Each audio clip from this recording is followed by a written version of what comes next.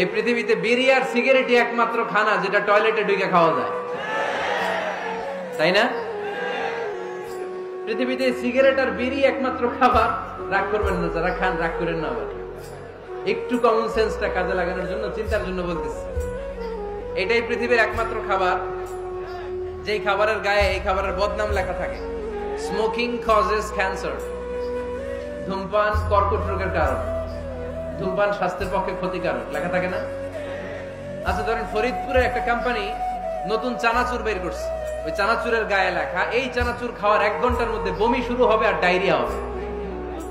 খাবেন? কি কইবেন? তুই খা। দোকানদারে কি কইবেন? তুই খা, তোর বমি হোক, তোর 14 গোষ্ঠীর ডায়রিয়া হোক, আমি টাকা দিয়ে এগুলো কিনবো না, ঠিক কিনা? কারণ এই প্রোডাক্টের গায়ে এই প্রোডাক্টের বদনাম লেখা, এটা আমরা কিনবো কেন? কিন্তু সিগারেটের উপরে সিগারেটের বদনাম লেখা থাকার পরও আমরা খাই, টয়লেটে বসে খাই। এটার মধ্যে একটা পয়জন আছে, এটাকে বলে স্লো পয়জন, নিকোটিন। এটা আপনার লাং ফুসফুসকে শেষ করে দিবে, স্লো পয়জন। সিগারেট খাওয়া অনেকটা আত্মহত্যার শামিল। বিষ খেলে সাথে সাথে মরে, সিগারেট খেলে ধুকে ধুকে মরে।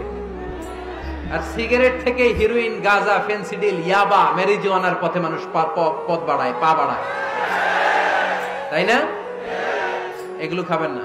ওয়ালা তুলকু আইদিকুম ইলা তাহলুকা, নিজে নিজেকে স্বেচ্ছায় ধ্বংসের দিকে ঠেলে দিও না। জীবনটা অনেক সুন্দর, জীবনটা অনেক রঙিন, আল্লাহর দেয় জীবনটাকে উপভোগ করার দরকার আছে না নাই?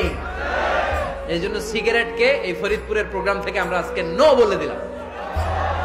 কি বলে দিব? আওয়াজ করে সবাইকে আমরা সবাই একসাথে বলবো, সিগারেটকে কি বললাম? মনে থাকবে? মাহফিলের প্যান্ডেল থেকে বাইর হয়ে আবার ইয়েস, হ্যাঁ না, ইয়েস করা যাবে না। সিগারেটকে কি বললাম? নো।